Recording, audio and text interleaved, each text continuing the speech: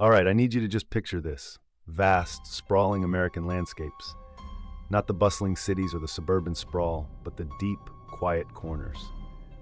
Think remote valleys, what folks in the Appalachian mountains call hollers, dense, ancient forests, or forgotten dirt roads that twist and disappear into the wilderness.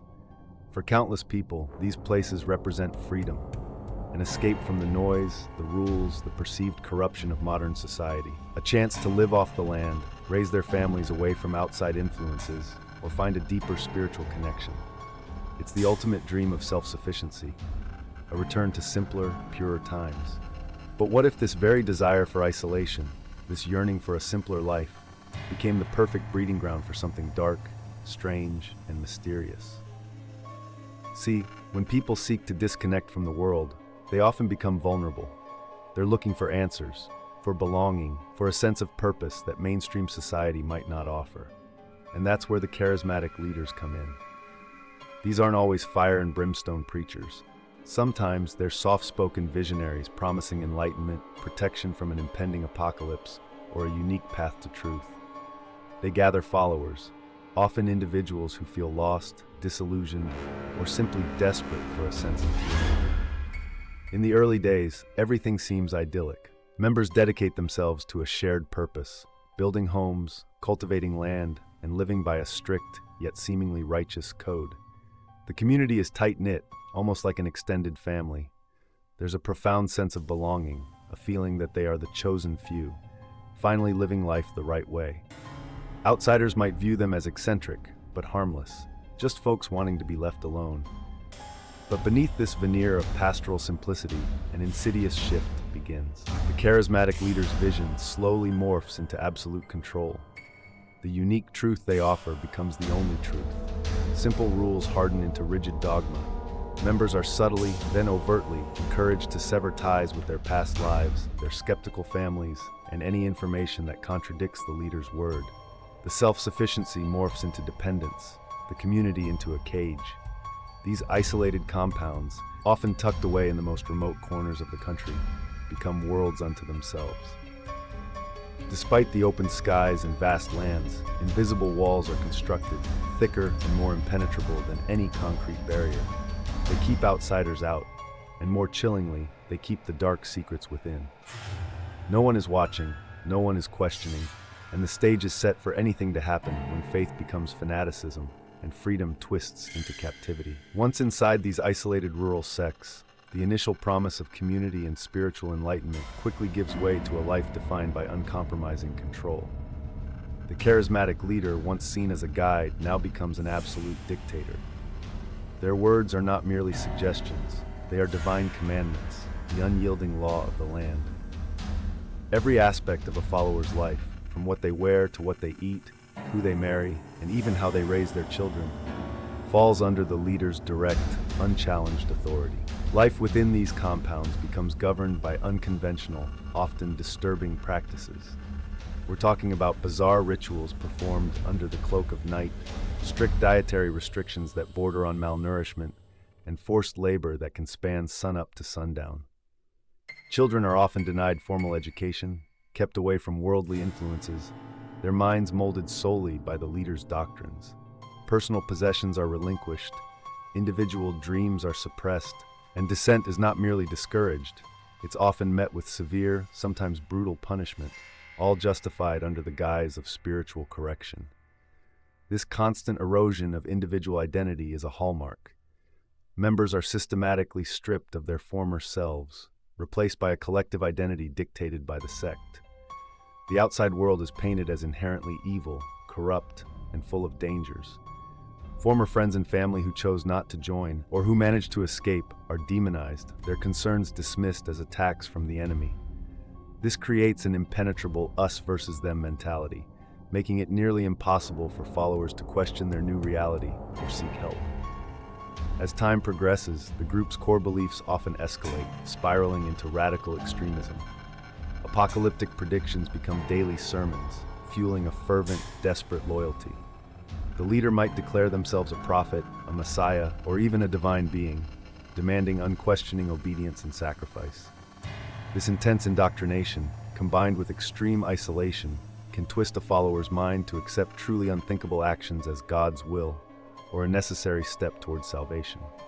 Beneath the facade of a simple, devout life, a different, far more unsettling reality takes hold. Whispers of doubt might begin to circulate among some members, brave enough to question the escalating demands. You might hear hushed stories of unusual punishments, or see a fearful glance exchanged when the leader walks by. But in a world so tightly controlled, where every word is potentially reported, these are mere whispers swallowed by the holler. The dark secrets, once carefully guarded, begin to fester, threatening to break free and expose the horrors hidden from plain sight. For years, these isolated sects operate as self-contained worlds, their strange rituals and radical beliefs hidden from curious eyes. The leader's control is absolute, and members are too indoctrinated or too terrified to speak out. But even the thickest veil can eventually be lifted, and the first cracks often appear when the group's internal darkness manifests as unexplained disappearances or chilling rumors that float out of the remote holler. Perhaps a disillusioned member, after years of unwavering faith, finally reaches their breaking point.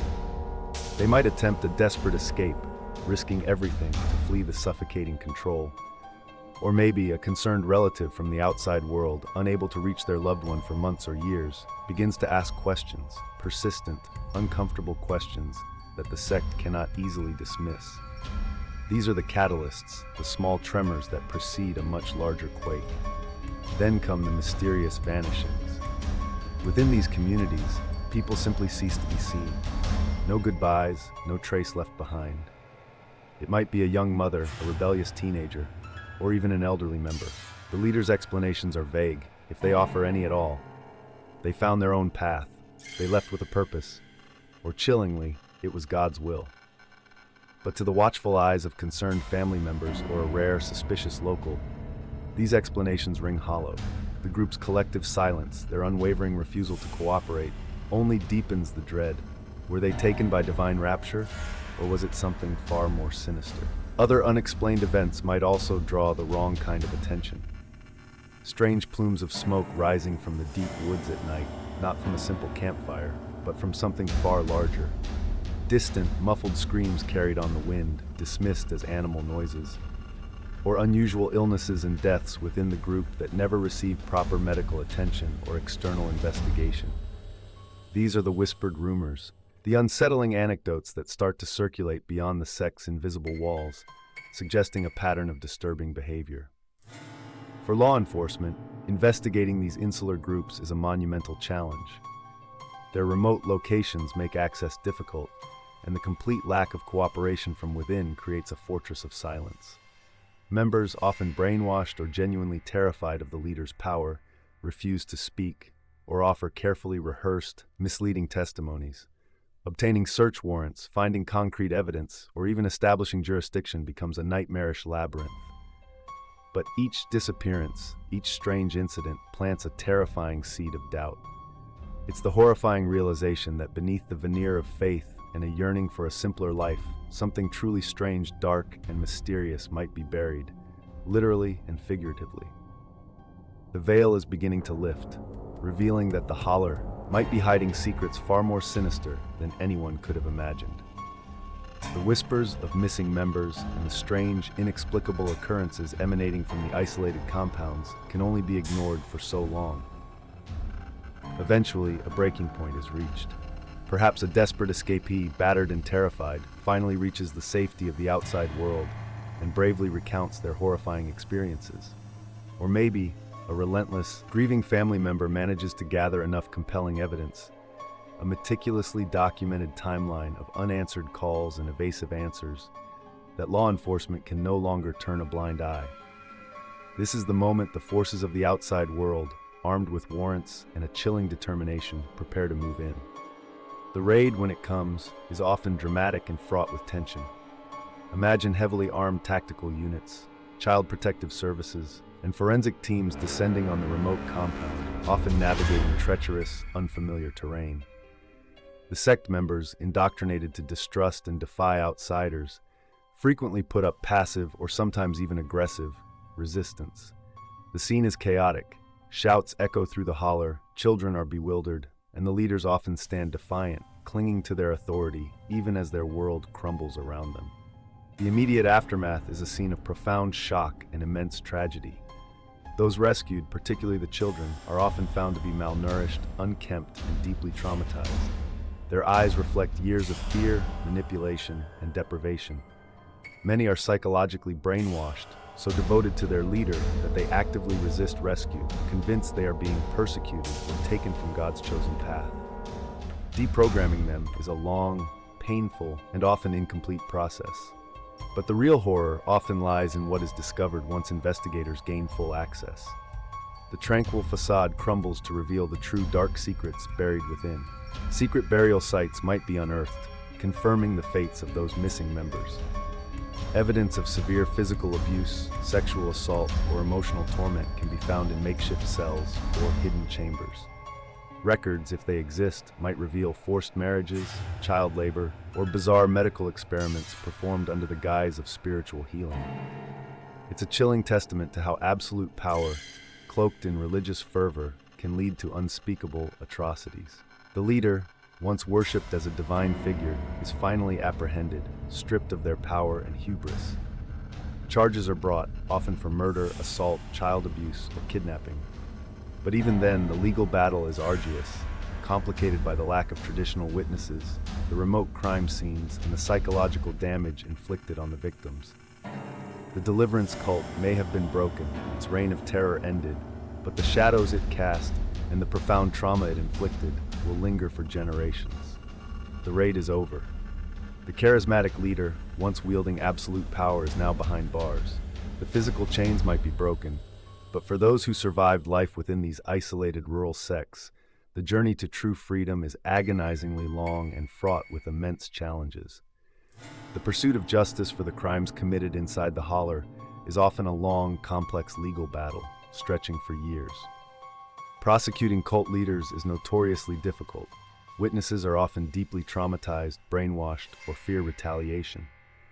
The lack of conventional evidence in remote, tightly controlled environments means every piece of testimony and forensic detail must be painstakingly pieced together. For the survivors, the road to recovery is a lifelong endeavor. They often face severe psychological scars, including PTSD, complex trauma, and a profound struggle with their own identity. Imagine trying to integrate into a society you were taught to fear, to understand concepts like personal autonomy and critical thinking when your entire life was dictated by one person's will. Many grapple with the loss of family members who remain loyal to the cult or whose fates are still unknown. The world they step back into is bewildering, and the psychological deprogramming required to dismantle years of indoctrination is a slow, painful, and often incomplete process. Some may never fully escape the cult's insidious influence, even after physical liberation. And despite the arrests and convictions, these stories often leave unanswered questions and lingering mysteries. What about the members who truly vanished without a trace, whose remains were never found? Were there more secret graves, more victims hidden deeper in the impenetrable woods? The silence of the Holler can be absolute, guarding secrets that even the most determined investigators may never uncover. The land itself, once a symbol of purity, becomes forever tainted by the horrors it witnessed. The legacy of these deliverance cults extends beyond the direct victims. They serve as a chilling warning about the dark side of human nature and the immense power of charismatic manipulation. They highlight the vulnerability of individuals seeking belonging and purpose, and how that desire can be twisted into a horrifying form of control. Even in the vast, serene expanses of rural America, darkness can take root and fester, far from the watchful eyes of society. The stories of these isolated sects are a stark reminder that true evil doesn't always wear a monstrous face or stalk city streets. Sometimes it hides in plain sight, behind a veneer of faith and community, deep within the remote corners of our world. And even when exposed, the shadows of their strange, dark, and mysterious pasts continue to haunt, a testament to the lasting scars left when freedom is stolen and belief is perverted.